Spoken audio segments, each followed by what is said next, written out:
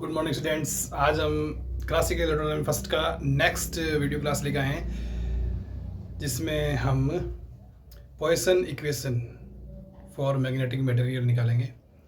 तो हम जानते हैं कि जैसे एक इक्वेशन है हमारे, जो हमने पहले ही पढ़ी है, डाइवर्जेंस से जो बी होता है, डाइवर्जेंस बी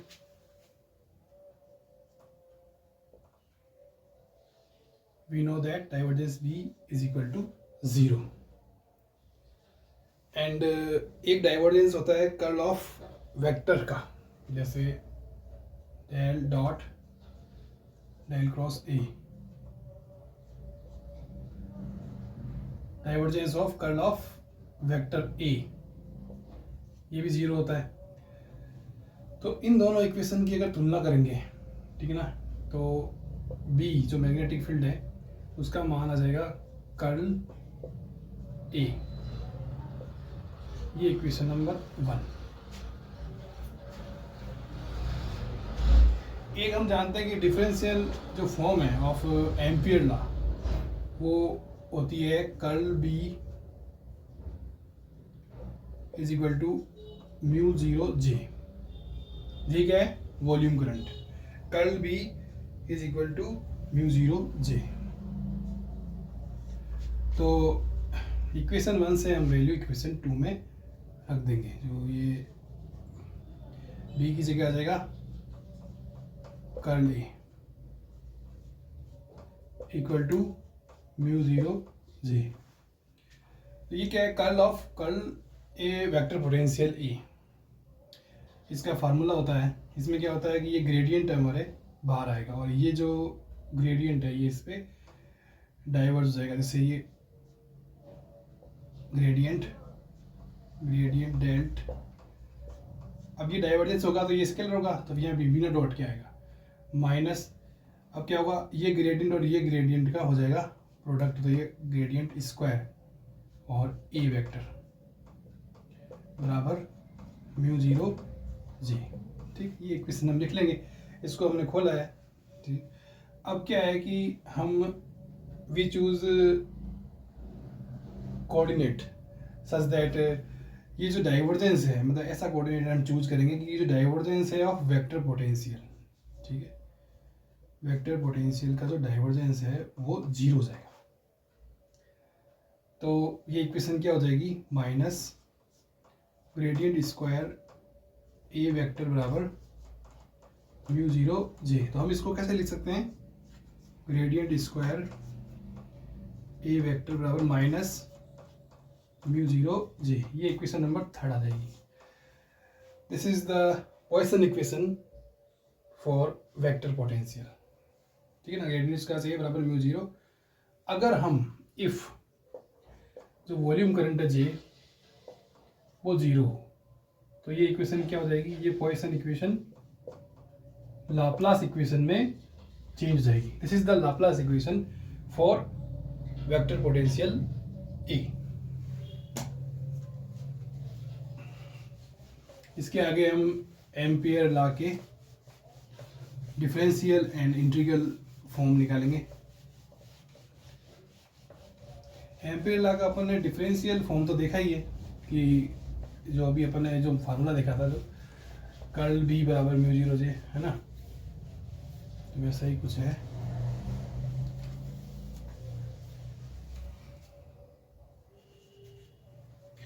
तो हमने जो मैग्नेटिक मटेरियल उसमें हमने देखा है कि 2 तरह की करंट होती है। जो वॉल्यूम करंट होती है वो 2 तरह की होती है, free current, free volume current और बाउंड वॉल्यूम करंट।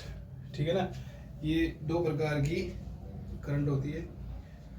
तो जो टोटल वॉल्यूम करंट जो हम लेंगे जे, वो इन दोनों का सम ले सकते हैं हम, फ्री करंट और बाउंड करंट। फ्री करंट और बाउंड करंट को मैं पिछली क्लासों में बता चुका हूँ। ठीक है, तो जो differential form of Ampere law है वो क्या है? कर्ल बी, ये अपने अभी लिखी थी अपन ने, इक्वल टू म्यू 0 जे। ठीक है, और जे की जगह हम जान सकते हैं कि जे एफ और जे बी हम लिख सकते हैं। तो जे की जगह लिख देंगे J F plus J B. और बाउंड करंट जो हमने पिछली क्लास में निकाला था कि कर्ल ऑफ मैग्नेटाइजेशन होता है, मैग्नेटाइजेशन वेक्टर, ये हमने पिछली क्लास में निकाला था इसको। तो ये मान हम इसमें रख देंगे, तो जो कर्ल B बराबर आएगा mu 0 JF plus curl of magnetization vector. ये जो कैपिटल M है ये मैग्नेटाइजेशन वेक्टर है, dipole moment per unit volume. ठीक है, अब इस म्यू 0 को इधर भाग लगा देंगे, कुछ नहीं करना है, बस वो कर्ल है ना उसको कॉमन लेना है अपन को। तो उसके लिए पहले अपन को म्यू 0 का भाग लगाना पड़ेगा, फिर जिसके कर्ल लिए हुए हैं उनको अलग एक साइड में लेंगे। जैसे ये कर्ल B अपॉन म्यू 0, ठीक है। अब इसको एक माइनस तो नहीं आ रहा, कहीं माइनस नहीं आ रहा, चलो अब इसको ले लेंगे माइनस कर्ल क्रॉस M, ठीक है। और इधर ये आ जाएगा फ्री वॉल्यूम करंट। अब इन दोनों में से हम कर्ल ये ग्रेडियंट क्रॉस बाहर निकाल देंगे, ठीक है। और अंदर क्या बचेगा, B upon mu 0 minus M equal to JF free current, free volume current, ठीक। और इस पूरे ब्रैकेट को हम मान लेंगे H मैग्नेटिक फील्ड वेक्टर,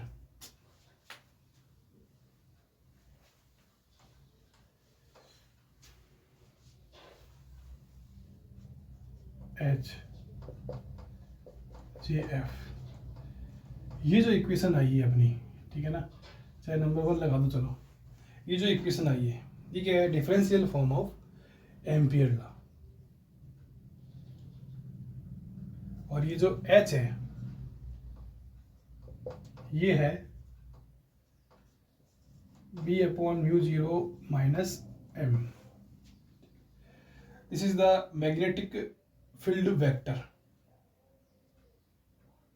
और जो इसकी वैल्यू है वो डिपेंड करती है ओनली ऑन फ्री करंट, ठीक है ना, JF पर इसकी वैल्यू डिपेंड करती है।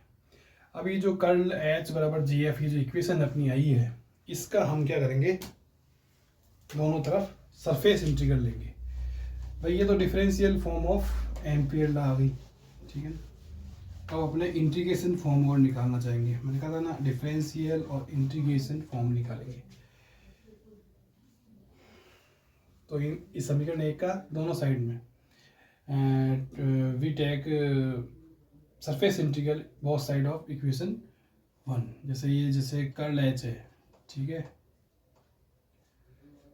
तो ये D है। अब ये कर्ल है तो ये डॉट लगाना पड़ेगा क्योंकि इसका मान भी वेक्टर में ही आएगा, ठीक है, बराबर ये इंटीग्रेशन JF। अब ये भी वेक्टर ही है तो फिर यहाँ पे D डॉट लगाना पड़ेगा, ओके। 1 प्लस ले सकते हैं अपने, क्योंकि क्लोज लूप होता है। अभी जो कर्ल का जो सरफेस इंटीग्रल है इसको लाइन इंटीग्रल में हम चेंज कर सकते हैं यूजिंग स्टोक थ्योरम। तो ये आ जाएगा H वेक्टर DL, ठीक है, इक्वल टू, और JF DA, मतलब JF क्या है कि ये करंट अपॉन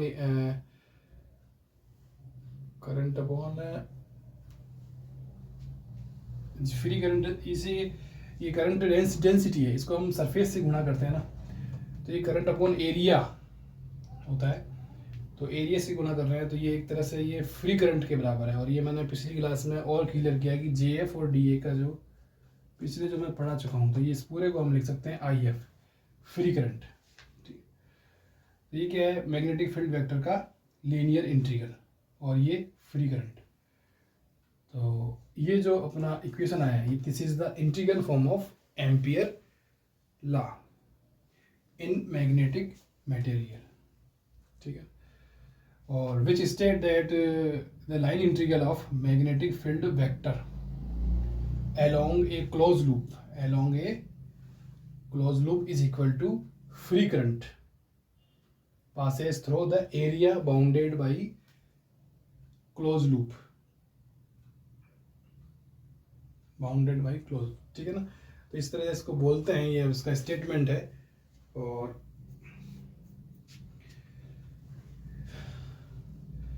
और ये जो नियम है, ये जो एम्पियर लॉ है, this is the integral form of Ampere law in magnetic material. और अपने इस क्लोज लूप को is known as Ampere loop, ठीक है ना। तो ये तो इंटीग्रल फॉर्म हो गया एम्पियर लॉ का, और ये differential form of Ampere law हो गया, ठीक है ना। तो ये चीज़ें पूछ लेते हैं अपने, ठीक है। Thank you very much.